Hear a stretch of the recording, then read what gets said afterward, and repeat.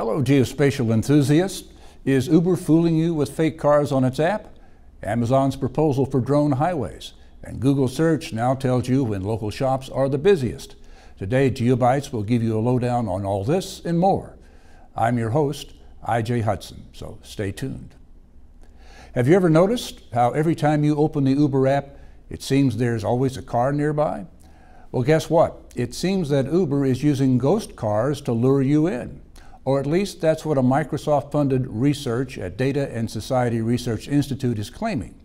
New York-based data researcher Alex Rosenblatt is alleging that Uber is showing fake cars on your screens so that you don't take another cab service. Rosenblatt says Uber has admitted in an email reply to a driver, and I quote, "I know this seems misleading to you, but it is meant as more of a visual effect, more than an accurate location of drivers in the area." Now, Uber is categorically denying these claims. A spokesperson told Wired magazine that the cars you see on the app are the cars driving around the city based on real-time analytics. But a quick scan into Uber driver forums will tell you that drivers themselves are discussing the fake cars they see on their own residential streets. In fact, one of the drivers even made a YouTube video to show other drivers how the app sometimes displays cars that aren't there. Online, users are fuming. Robert Brown writes that you would think that given the number of legal and public relations issues that Uber is facing, they would at least refrain from intentionally misleading their customers about the location of Uber cabs. The rideshare guy points out that, "I do know that as a passenger, I've seen the nearest UberX at 4 minutes away, but then it goes to a driver who is 7 to 8 minutes away. I assume that was because the closer driver missed the request." Rick Roberts went on to say, "I don't trust them as far as I can throw them. I will not be their customer, ever." Uber's access to real-time information about where passengers and drivers are has helped make it one of the most useful apps today. But if you open the app assuming you'll get the same insight, think again. We would love to hear your views on this. Write to us at our Twitter handle, @GeoBuiz. Zooming in from cabs to drones, on Tuesday, a conference at the NASA's Ames Research Center in California discussed how to use drones without putting our safety or privacy at risk. Amazon came up with a plan for how drones can fly safely over our skies. Gur Kimchi, Vice President of Amazon Prime Air, suggests creating dedicated superhighways for drones. You're seeing that on your screen right now. Kimchi wants that airspace under 200 feet should be given to surveillance and inspection drones. Between 200 to 400 feet would be a highway for drones conducting mapping or delivery operations. And the airspace between 400 and 500 feet should be left empty as a buffer zone between drones and planes. Our viewers would recall that Amazon wants to use drones to deliver packages within 30 minutes. It is developing and testing cutting-edge technologies for the same. And while we're on the subject of drones flying safely in the U.S., a startup called AirMap has raised $2.6 million in seed funding to expand its airspace mapping and data visualization system. AirMap has created software to help drone operators fly only where they're allowed to and welcome to do so. The California-based company is a member of the NASA Unmanned Traffic Management Program, and it is working collaboratively with industry partners to display off-limits areas on maps. The company maintains a registry of no-fly zones to log the preferences of private citizens, businesses, and other organizations on the ground. This is particularly important because places like schools and hospitals may not want drones to pass overhead, even if it is legally allowed to do so in that area. Lux Capital led the seed funding round. At Google Search got updated on Tuesday, and it's going to make you love location tracking data even more. The update focuses on showing search users the busiest times of the week at millions of places and businesses around the world. You know what this means, right? No more standing in queues to pick up coffee. Search for a business on Google, then click on the title to see details like its address, phone number, and open hours. Google will also show you popular times for that business. Google says that the GPS-backed venture feature works the same way as it collects data from Google Maps users to determine traffic conditions. The company is aggregating information from millions of consumers' smartphones. Well, enjoy your extra time. Well, moving on, the city of Baton Rouge in Louisiana has launched a GIS map portal to ensure that its citizens can access location-based data easily. The portal allows the public to use more than 80 on-demand GIS web services. These include real-time traffic maps, historic land development, and flood zone determination maps. By using the My Government app, citizens can also find services like trash and recycling pickup days or the nearest community center. At the launch event on Tuesday, Mayor Kip Holden asserted that the move aims at turning city-parish government into a hub for digital innovation. He said the government wants to publish complex mapping data in such a way that citizens and businesses can use it to make informed decisions in crisis situations. Moving on to product launches, Leica Geosystems has joined hands with Esri to launch a handheld GIS data collection device called XenoCollector.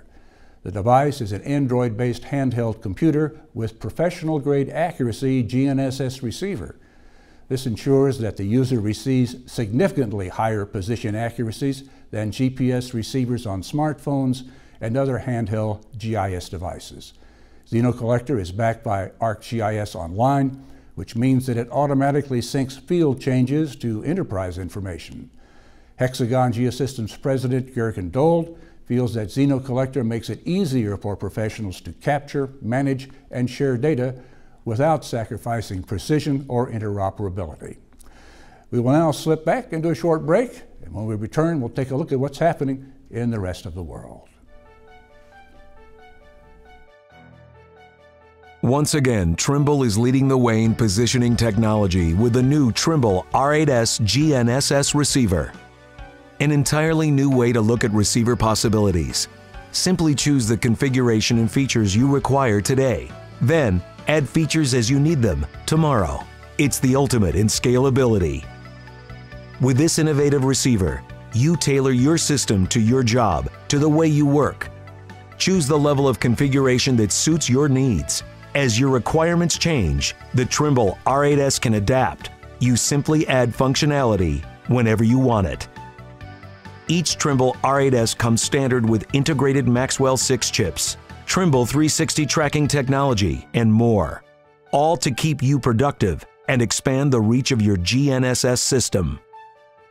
Plus, it offers our exclusive web UI for remote monitoring and the new Trimble DL Android app for GNSS data logging. And the Trimble R8S maximizes productivity by easily integrating with the Trimble S-Series total stations and our innovative V10 imaging rover. For ultimate field efficiency, combine the Trimble R8S receiver with a Trimble controller and the intuitive Trimble Access Field software. Trust Trimble Business Center to help you edit, process, and adjust your data.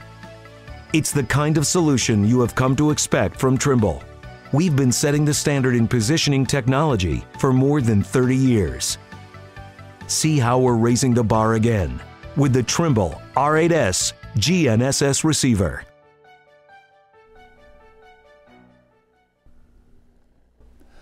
Welcome back. Eurogeographics has signed a 4-year contract to provide geospatial information to Eurostat. The agreement allows the European Commission to access geospatial data from national mapping, cadastral, and land registry authorities through its Geographical Information Service, GISCO. Eurostat's Eckhard Petri said that this data was much required because many European initiatives rely on up-to-date geospatial information. These initiatives include protecting against flooding or other natural hazards, to agricultural policies, intelligent transport, and economic growth. Petri insists that the authoritative data Eurostat will receive from Eurogeographics will play a key role in meeting the user's demand. Eurogeographics' Angela Baker also agrees that geospatial and statistical data are increasingly used together to support policymaking. She says that it is imperative that the information provided is consistent and comparable regardless of its national source. Britain's Prime Minister David Cameron is currently visiting Southeast Asia, and we're getting reports from Indonesia that the two countries have signed an agreement to jointly develop a microsatellite. The microsat will primarily be used for maritime cooperation. Moreover, the technology of remote sensing satellites will be applied in the fisheries sector. The plan was announced on Tuesday during a workshop on the application of space technology in the maritime sector. We have another development coming in from the United Kingdom. Aerial mapping company Blue Sky has produced a prototype map showing where it may be unsafe or even illegal to fly drones. The UAV flight restriction map is based on 3D aerial mapping of various geographic datasets. The color-coded map uses a traffic light system to identify different zones. For example, no-fly zones are shown in red. Areas close to no-fly zones where further advice should be sought are displayed in amber. And free-fly zones can be seen in green. The map also takes into account aerial obstacles like overhead power lines and restricted airspace.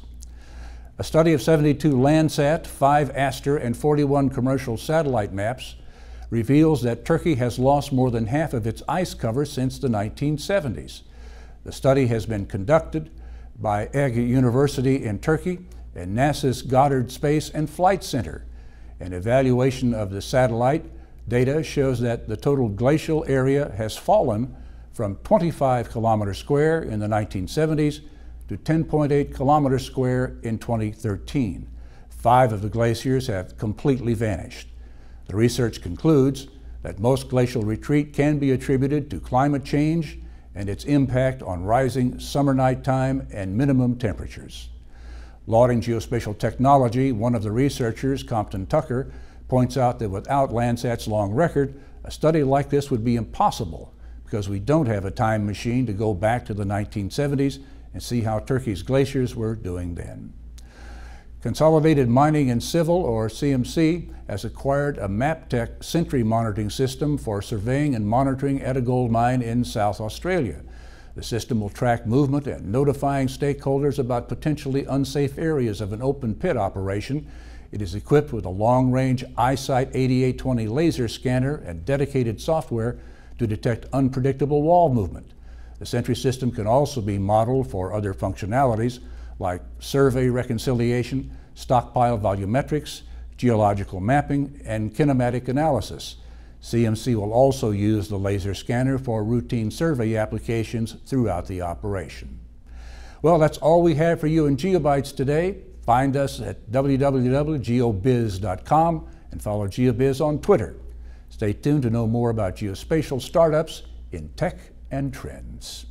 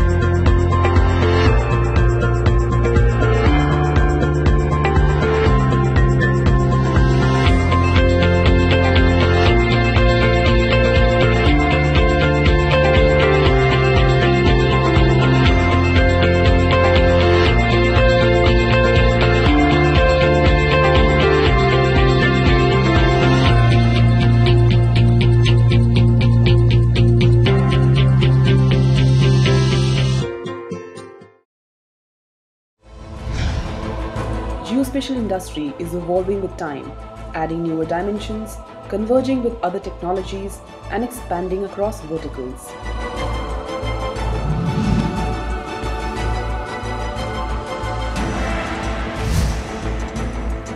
Feel the pulse of its growth story.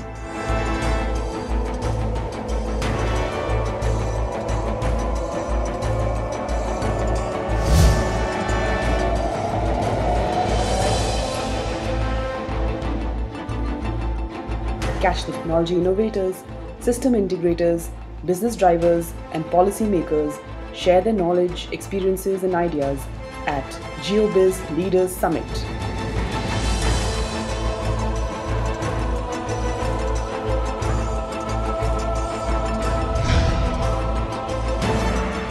Join the knowledge pool.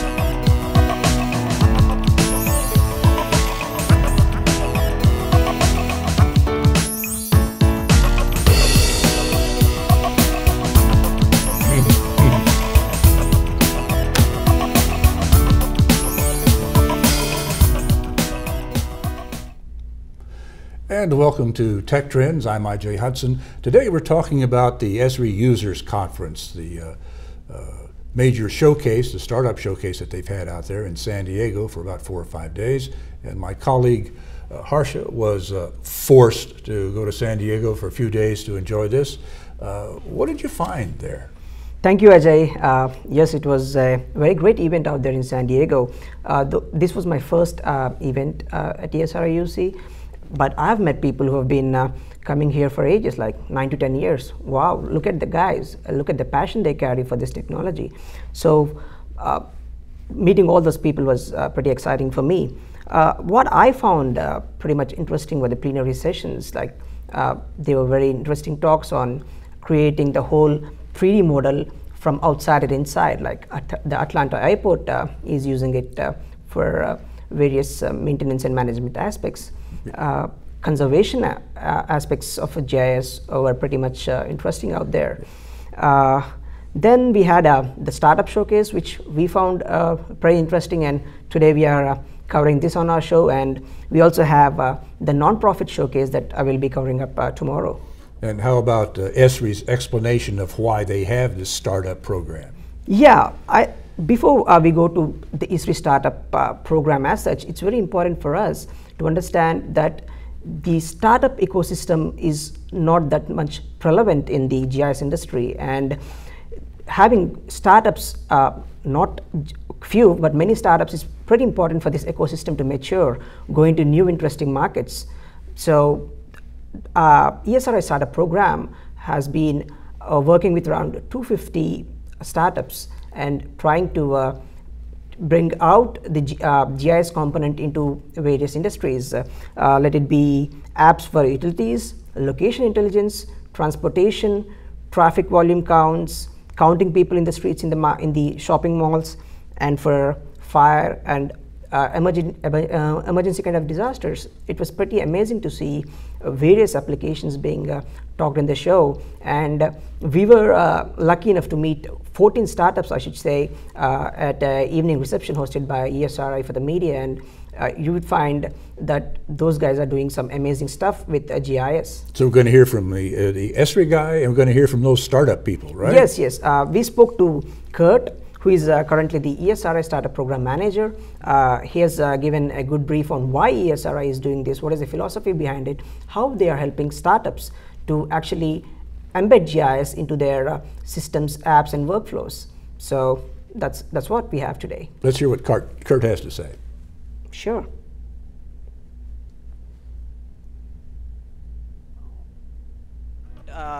What's the best about startups, do you think? You know, the best about startups is that they have a passion and they have an idea, and they're going to go and chase it and try to make it happen. And it's very risky, it's very exciting. The rewards can be very, very, very big, and the risks can be even bigger. This is a very unique concept in this industry, I should say. What made ESRI think about supporting the startups? Great question. So Esri still behaves like a startup. I mean, we're privately held. Our founder, Jack Dangerman, started the company with his wife in the late 60s and just grew it organically over time. And they still operate it very hands-on. And so we still behave like a startup in many ways, for better and for worse. And this idea of the startup program is to sort of give back. Now that Esri has had some good success, we want to grow the startups in the new markets around the new technologies we're developing. So our online services, our cloud services, we want to make it easy for startups that are building apps to use our new tools. This journey with startups, and how is the success for you? Yeah, we've been going for about 3 years. It's going very well. We've been just building sort of organically. We have about 200 startups on the program now. And it's July 2015. A year from now, we'll have, another 200, 250, so we'll be almost at 500 this time, next year. So it's going very well, it's a lot of work, but we love doing it. What's special at this year's UC when it comes to startups? Well, I think the diversity. We have like people doing UAVs and drones to 3D mapping to smart glasses to web apps, mobile apps. It's across the board. It's very diverse, the different product categories, and then very wide array of different vertical markets that people are working in. So, and the quality just keeps getting better and better. How do you generally come across these guys, and how do you identify that startup as having a good potential to be a partner of yours? Yeah, so the startups come to us by like a lot of referrals. It's people inside of the company that might work in a market like utilities, or let's say they work in mining or something, and they're out and they meet people and they refer them to us. And we have a webpage, esri.com/startups. They can learn about the program, they get free software, they get free training, they get free passes to our events, and then they can come and learn about, you know, how to use our tools. And then we get a lot of press, like people like you interviewing us and getting the word out. So that's how they hear about it. So that's Esri's philosophy on the startup program that it has. You know, startups need all the help they can get. It's not just funding. They need tools, good advisors, and of course data to make their applications work. And you got a chance to speak to a lot of these folks who are in the program and are hungry to grow their applications. Yes, Ajay, you've brought out very important points. Like, one is having the access to the applications and data.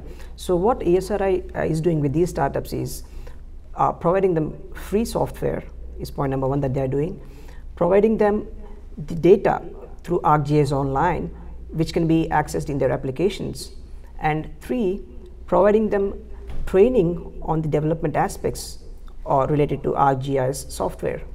And here's what, these guys are participating in the Esri UC this year at no cost. So at no cost? Yeah, so this is a platform for them to bring out the developments and showcase what they've done with the Esri stuff. Were you surprised at the variety of people, of different industries, segments that are using this? Oh yeah, like it's pretty interesting, like to see one application I saw was for anglers to have a better catch of the fish when they go out. So did you ever imagine that you can have the maps that will help you to catch a better fish when you go out on a trip? Then we had a technology that helps to count people who are walking just outside your mall or entering your mall in real time and at a low cost and with the simple infrastructure. This is another application that I found pretty interesting. And did you ever imagine that you can slow down a train running at 40 miles per hour when an earthquake strikes? So these kind of mind-blowing applications are actually have moved me, and I thought GIS has potential in these new areas that we never imagined. Well, let's listen to what some of these startup guys had to say.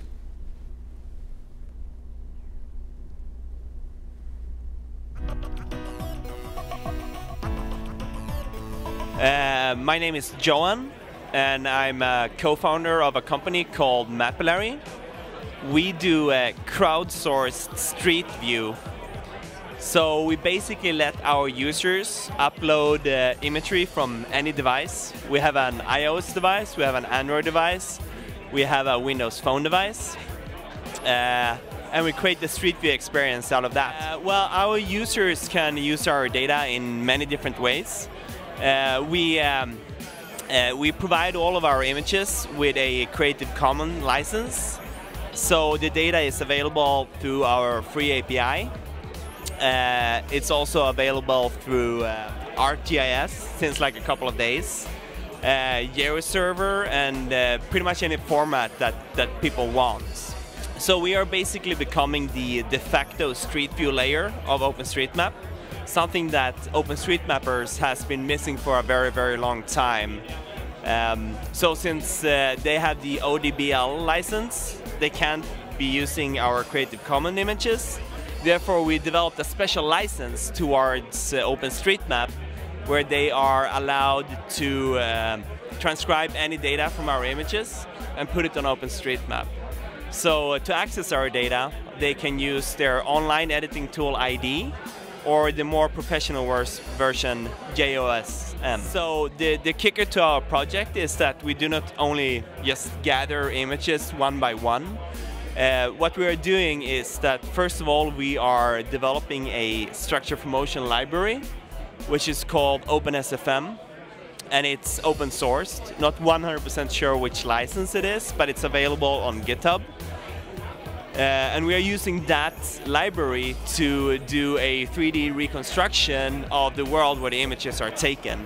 And then in every image, we will do object recognition.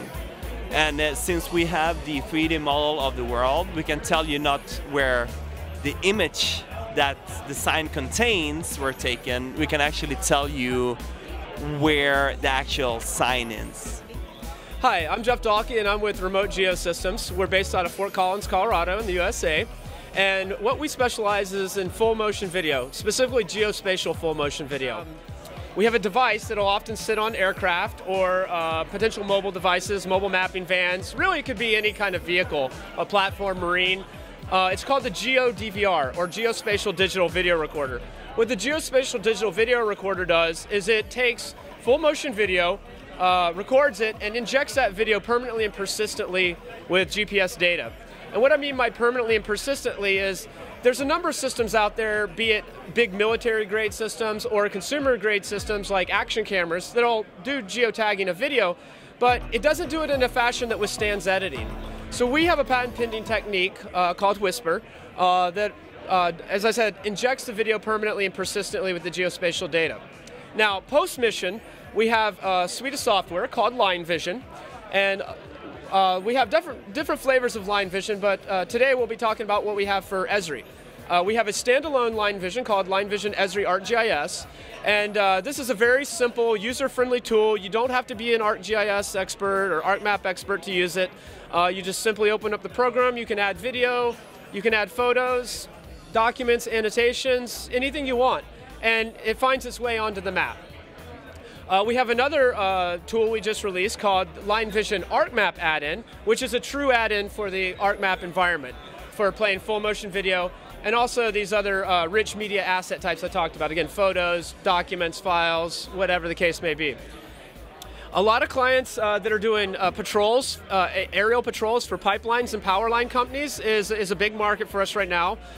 We're targeting, obviously, the companies themselves because we've now released an enterprise cloud and server solution called Line Vision Empire. And so now with Line Vision Empire, we think that that's going to actually sit behind the firewall in a lot of these bigger utility enterprises and pipeline enterprises. Sure. I'm Adam Metz. I'm the Vice President at Teravion, and we're a high-revisit aerial imagery company based out of Dublin, California. Sure. So our main customer base is in agriculture in the United States and Chile, and so we fly airplanes almost every day over the entire west coast of the United States and then also in Chile. We take pictures, we take a multi-layered picture, and then we deliver it to the farmers and the growers the very next day. So in terms of our customer base, a lot of them are in wine grapes. I'd say wine is very big. Almonds, walnuts, hazelnuts, and then a bit of corn, alfalfa, and commodity crops. So initially, most of our clients just use our iPad app or our web interface to get it. But after a while, we've had a lot of requests from them saying, hey, can you put this in our Esri ArcGIS, or can you put this in a farm software app that we like to use? And our answer to them is, yeah, sure, why not? So, the way it'll work, it's pretty simple. The customer will continue to get the weekly email that they normally get from us, but the way that they will view it will be in ArcGIS. We should be in the ArcGIS marketplace in about a month. We just want to make it very simple for growers who are, they're very busy people. Our customers are always running around trying to take care of 10 different things at once. If we can solve the one problem of them having their soil data and their water data and their aerial data in the same place, that's great. It saves them time, and that's what. Can you introduce yourself and your company? Hi, my name is Stanislav Parfenov, and I'm a solutions architect at Placemeter. Placemeter is a startup from New York City. We created a platform which utilizes camera feed to convert it into meaningful data like pedestrian, bike, car, truck counts happening in everyday life in the urban scape around the world. Our technology is pretty simple, where we take any camera feed, could be security camera, CCTV camera, even IP camera like we use for Skyping, or we actually have our Android phone app, and then we convert it into meaningful data like number of people passing by. For example, if you're a store owner and you're curious about to see what's your foot traffic in front of your store, we are the guys to go to. So yeah. So we are partners with Esri. We're really thankful for Esri to have a really good support program for startups like us. We have up to minute update in our data, which gets transferred to our servers, and then we display it using Esri base map and Esri engine. What's your company? Hi, yeah, my name is Stephen Jasmine, and I'm with MetroTechNet, based out of Atlanta, Georgia. We are a traffic information data analytics company working in the traffic information space. We've been around for 3 years, and we're here at the Esri UC announcing a couple new products that we're launching in partnership with both Esri and one of their other key partners, OSIsoft as well. Okay, so what MetroTech does, our secret sauce, is that we take any traffic camera that's been backhauled to a traffic TMC and we convert it into a traffic sensor. So in Santa Clara County, where we've been deployed for the past 3 years, we track 3.1 million turning movements a day, and they actually run their signal and timing patterns based upon the real-time traffic data that's generated at the lane level.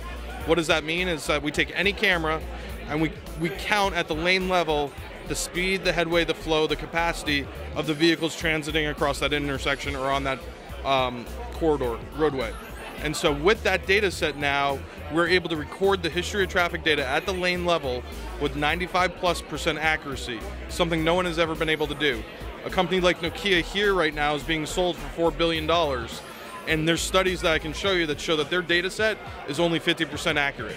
Companies like TomTom and Inrix want to license our data set because it helps make their data set better. Because we're actually leveraging the fixed infrastructure of the government to generate that traffic data. And so we use the traffic cameras, generate it, and then we can also take in all the other sensor types that the government's already working with into our partnership with OSI.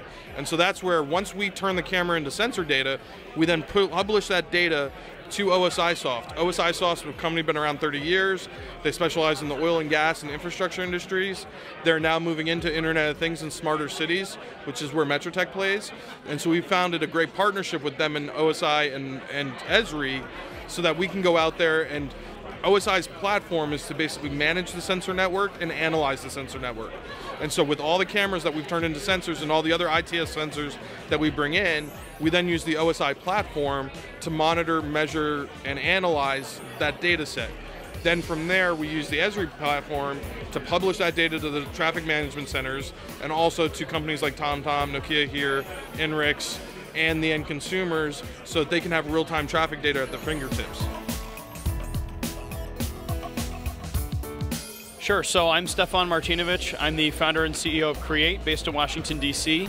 I am a real estate developer and investor by background, and I started Create almost 4 years ago as a single source solution for all different kinds of property, economic development, and investment related information. So, in my career in real estate, we noticed that even just fundamental and basic vital property data such as ownership and square footage, land use, were scattered across a dozen different DC government sources, and that trend is actually perpetuated across the country in any jurisdiction that you're in.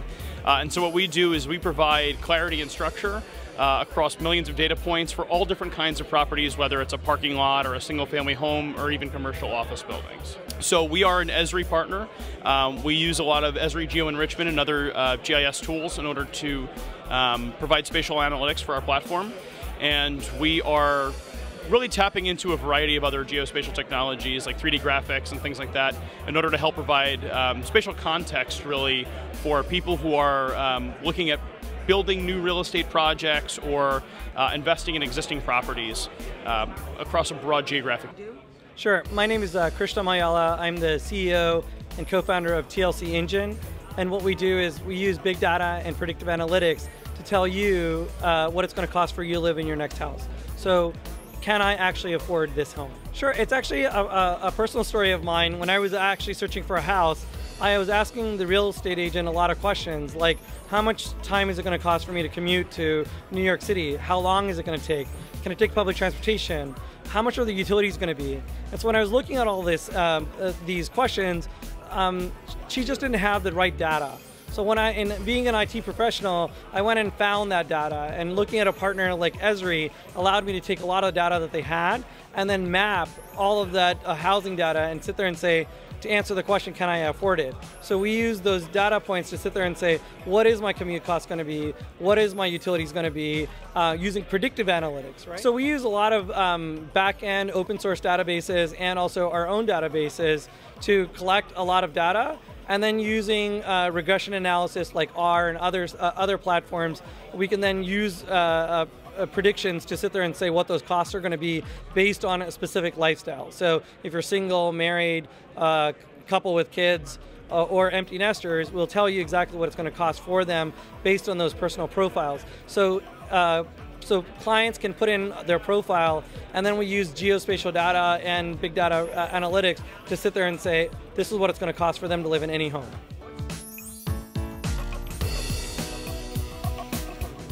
Absolutely, I'm Adam Tonkin with Paleon Solutions, and what Paleon Solutions does is take utilities' smart meter information. So a lot of utilities are investing in two-way communication devices called smart meters that live on electric or water measure consumption for utilities.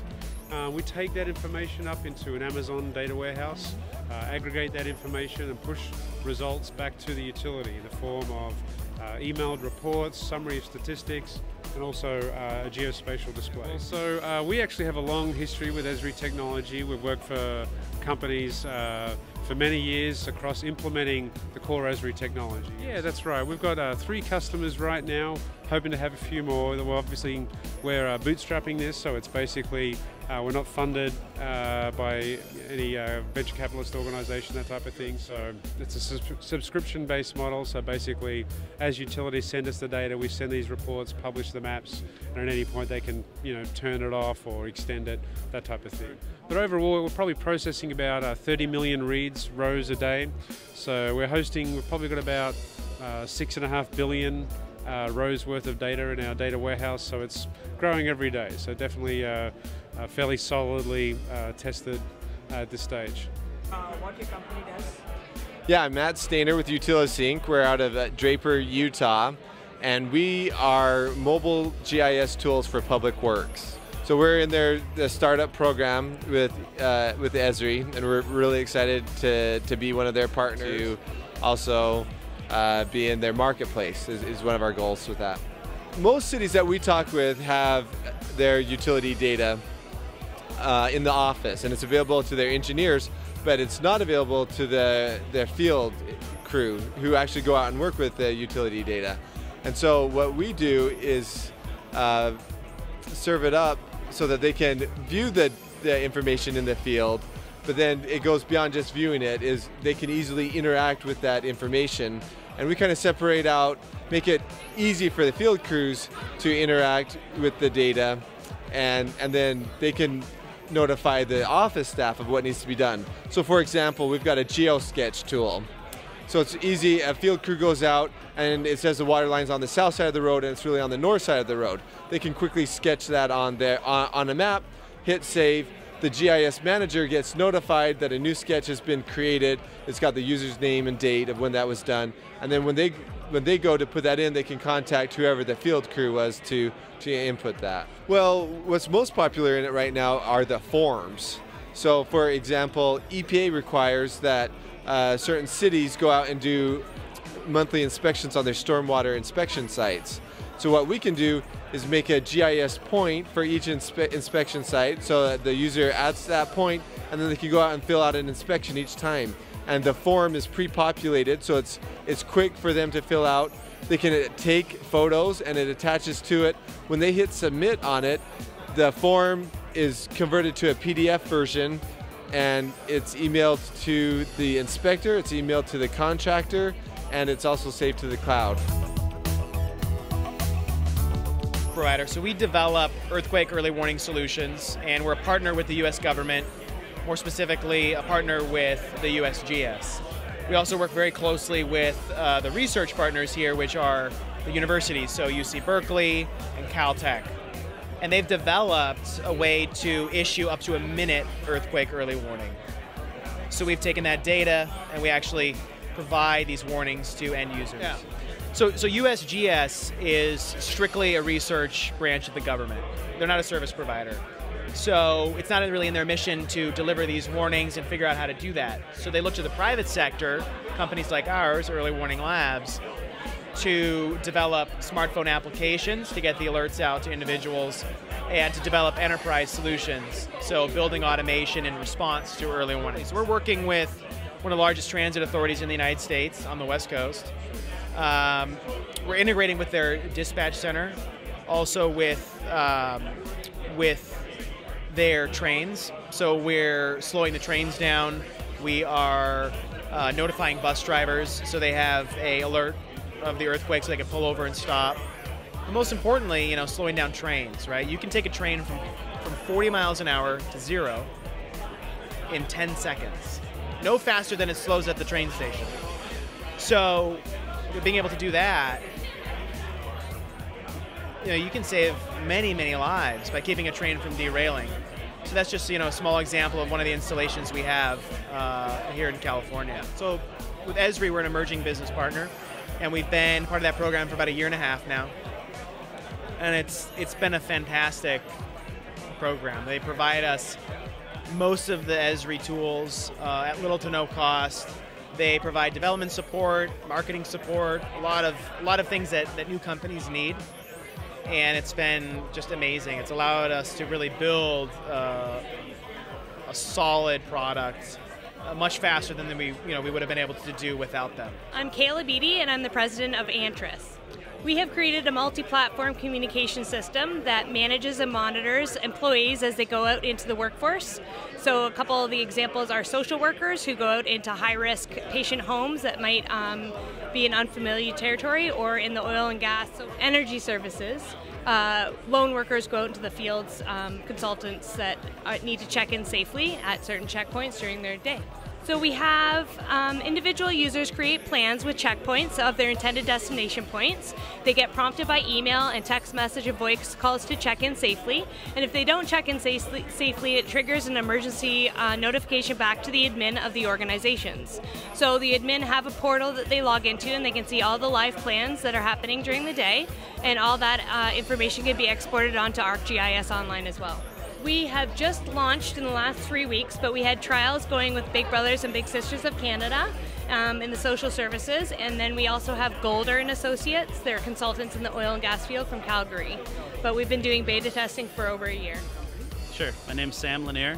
I'm the CEO and co-founder of FireWhat Incorporated, and we're a geospatial technology company that maps and tracks wildfires and emergency managers in and out of the incident. Wildfire information comes into our website directly from firefighters on the ground, and where we really excel is in the first 12 to 24 hours before the government agencies have a base camp set up and information's coming into our website, and we're being able to post that back out long before the agencies are able to get the information out because they're busy fighting the fire rather than having the resources to map the fire right off the bat. So we help with evacuation notices and getting that out to Red Cross and sheriff's departments to get more information out more timely. And then we're also crowdsourcing social media. So with the social media, we're being able to find out people on Facebook saying this road's closed, or this home is burnt down, or we've been blocked access in this area. And we can publicize that information to the website. So it's not necessarily agency verified information, but the agencies do monitor the website and watch the information as it comes in, and they do make decisions off of our incident information. So we're a Esri Emerging Business Partner, and we've been part of the program for the last 3 years now. This is our third Esri Users Conference, and then also have aligned with the Public Safety Program, where we have our real-time mapping trailer here. So we're here to show off a lot of the technology that we've been working on with Esri's Public Safety. We were an early adopter of ArcGIS Online, and we use Collector to build live maps. So firefighters use our iPhones or iPads, go out in the field, and they're able to collect damaged structures. And as they submit that information, it goes live to a map, rather than in a process that would usually take 2 to 3 weeks to produce the final report. As they collect the information in the field, now it's live, rather than paper-based form and clipboard, GPS, and a camera. They just use an iPhone and they take that picture, and now it's live information. So we have a couple different business models with our website. We sell advertising on the website.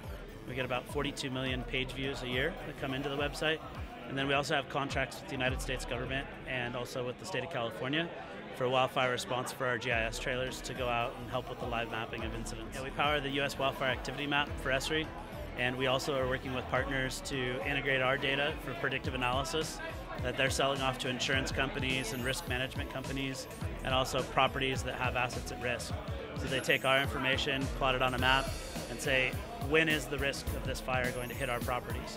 So that's software as a service that we do as